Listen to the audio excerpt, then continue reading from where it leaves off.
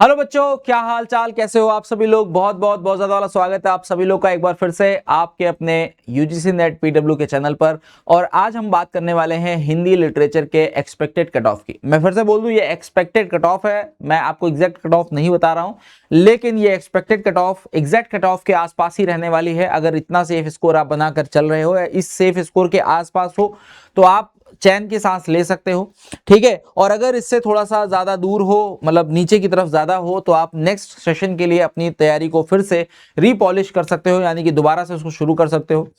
देखो, इस बार का जो पेपर रहा वो 2025 के अकॉर्डिंग, मतलब 2025 के दिसंबर के पेपर को अगर हम देखें तो इस बार पेपर उतना जटिल नहीं था, पेपर उतना टफ नहीं था, मतलब कठिन नहीं था।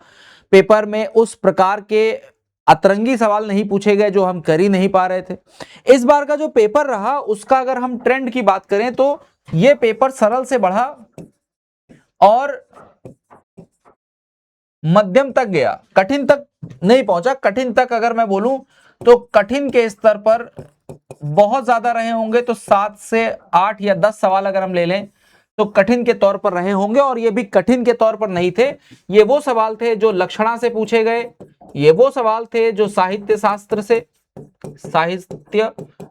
से पूछे गए, ठीक है। ये वो सवाल थे जो नाटकों के अंदर क्रम से पूछे गए, जिनको आप अक्सर छोड़ दिया करते हैं क्योंकि आप सारांश पढ़ लेते हैं और आपको लगता है कि हमारा काम हो जाएगा। मैंने दिसंबर वाले साइकिल में भी आपसे कहा था कि अब वो जमाने चले गए जब हम केवल और केवल सारांश पढ़ लें, केवल और केवल उद्धरण पढ़ लें और हमारा काम हो जाए। नहीं होगा, हमें उस रचयिता के विषय में भी जानना होगा, हमें उसका जन्म तिथि, उसकी मृत्यु तिथि, उसके घर परिवार, उसके काम, उसका जो बैकग्राउंड है उसके विषय में भी, उसके स्वभाव के विषय में भी जानना होगा, क्योंकि पेपर कहीं से भी पूछ सकता है। और हिंदी के पेपर में, यानी कि लिटरेचर के पेपर में, साहित्य के पेपर में आप ये बात नहीं कमिट कर सकते कि पेपर बाहर से आया है, क्योंकि अगर किसी एक राइटर का भी नाम दिया है ना, तो उस राइटर की पूरी जिंदगी में किए हुए कार्यों को आपके सिलेबस में ला करके वो खड़ा कर देता है।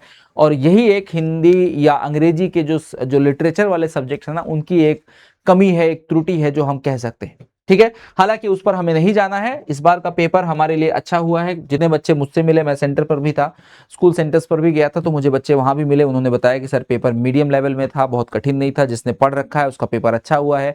अब जिसने नहीं पढ़ रखा है उसका तो कैसा ही होगा, वो खुद जानता है। लेकिन जिन बच्चों ने मेहनत करी थी, थोड़ा सा अपने आप को पॉलिश किया था, उनका पेपर अच्छा गया है। तो आज हम बात करेंगे कुछ एक्सपेक्टेड कट ऑफ की। मैं फिर से बोल रहा हूं कि ये एक्सपेक्टेड कट ऑफ है, तो मैं इसको एक अमूमन मैंने जितने बच्चों से बात की और टेलीग्राम पर जितने भी मेरे पास मैसेजेस आए, मैंने आपको पहले भी बोला था कि मैं तुरंत कट ऑफ नहीं बताऊंगा, मैं थोड़ा सा 1-2 दिन का टाइम लूंगा कि आप जो है उस चीज को कवर कर पाओ, ताकि मुझे भी कुछ नंबर ऑफ क्वेश्चंस मिल जाए। तो मैंने ये कट ऑफ आपकी बना ली है, हालांकि ये मैंने बना ली है और ये मैं आपको भी लिख के दे दूंगा कि कट ऑफ आपकी मैंने क्या बनाई है, क्या मैंने प्रिडिक्ट करी है।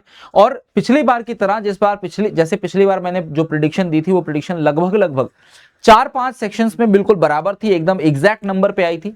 इस बार भी प्रिडिक्शन लगभग बराबर होगी, क्योंकि ये प्रिडिक्शन मैं हवा में नहीं बनाता। मैंने आपको फिर से बताया, मैंने कई सारे बच्चों से बात की, कई सारे बच्चों के मेरे पास टेलीग्राम आए, कई सारे बच्चों को मैं पर्सनली मिला, उनके क्वेश्चंस को पूछा, उनके लेवल को पूछा। तो एक मोटे मोटे तौर पर जो मैंने अमूमन निकाला है, हम आपके साथ वो साझा कर दे रहे हैं।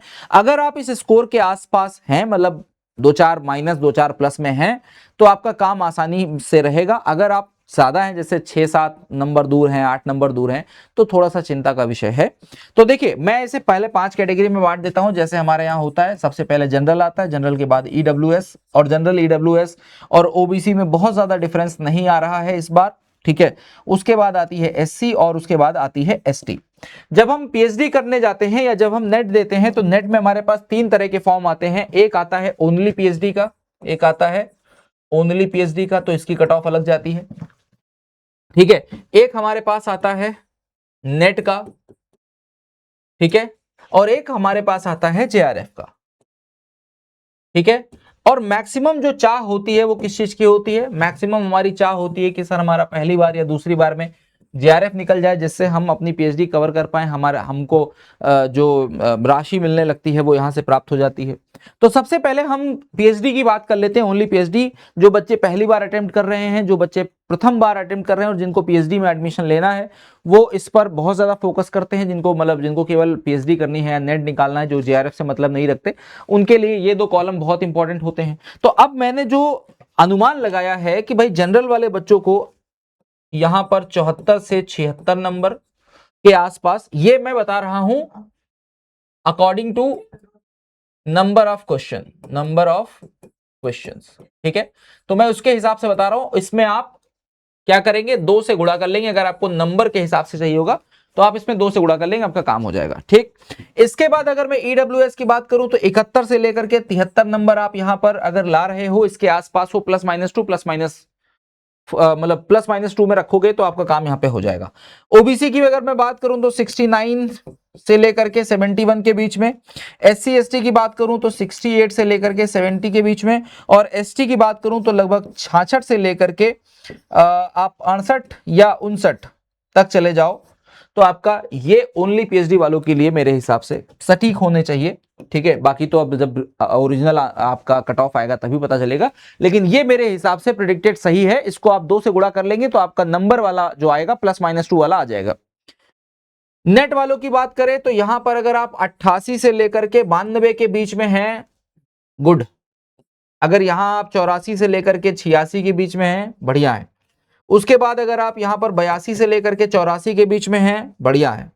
यहां अगर आप 76 से लेकर के 78 के बीच में हैं तो बढ़िया है, और अगर यहां पर आप 72 से लेकर के 75 के बीच में हैं तो ठीक है।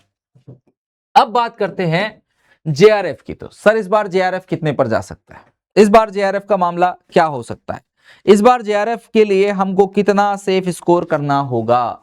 तो जहां तक मेरी उम्मीद है जेआरएफ के लिए इस बार आपको जनरल कैटेगरी में लगभग 102 से लेकर के 104 क्वेश्चन के आसपास कवर करने होंगे, यानी कि लगभग 208 क्वेश्चन, 208 नंबर +-2 कर लो, ठीक है। इसके आसपास आपका रहेगा, या तो 206 के आसपास रहेगा, 206, 207, 206 से 210 के बीच में मान के चल रहा हूं। यहाँ पे जो मैंने आपको दिया है 2 दूनी 4, 204 से लेकर के, अगर हम इसको दिखा रहे थे तो ये आपका 204 से लेकर के 208 के बीच में मैंने आपको दिया है +-2 करके।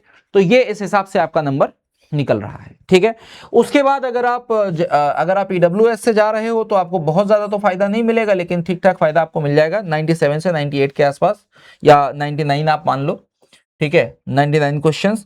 उसके बाद अगर आप ओबीसी में हैं तो आप 95 से लेकर के 97, और अगर आप एससी कैटेगरी में हैं तो 92 से लेकर के 94, और अगर आप आते हैं एसटी कैटेगरी में तो लगभग 90 से लेकर के 92 तक का जो आपका सफर है, अगर आप इस स्कोर पर बैठे हो, इसके आसपास हो, 2 नंबर आगे 2 नंबर पीछे, तो आप थोड़ा सा रिलैक्स हो सकते हो, लेकिन थोड़ा सा ही हो सकते हो, क्योंकि मैंने आपको बार बार बोला है कि जब हम एनटीए की बात करते हैं तो एनटीए का मतलब ही है भैया कि उसको प्रिडिक्ट नहीं कर सकते, ठीक है।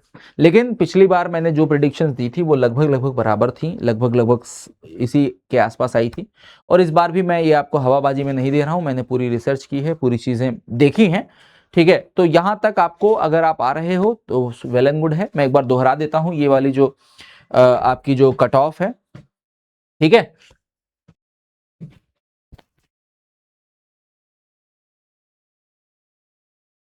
चलिए, तो अब मैं आपको एक बार बता देता हूं कि इस बार आपकी कट ऑफ क्या रहने वाली है। हम 5 कैटेगरी में डिवाइड हुए, जनरल ईडब्ल्यूएस,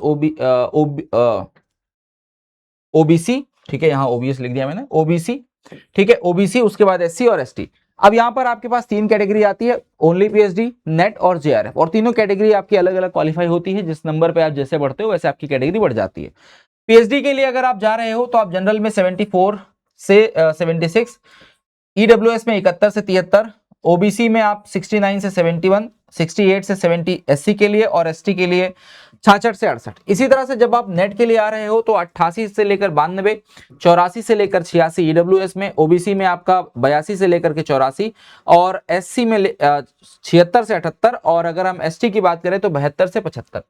जेआरएफ की बात करें तो आप 102 से 104 जाओगे, 102 से 104 क्वेश्चंस के अंदर आपका लगभग होगा इसके आसपास, तो ये जनरल का है। उसके बाद 97 से लेकर के 99 आपका ईडब्ल्यूएस का है, 95 से 97 आपका ओबीसी का है, ठीक है, एससी का है 92 से 94, और एसटी का है 90 से 92।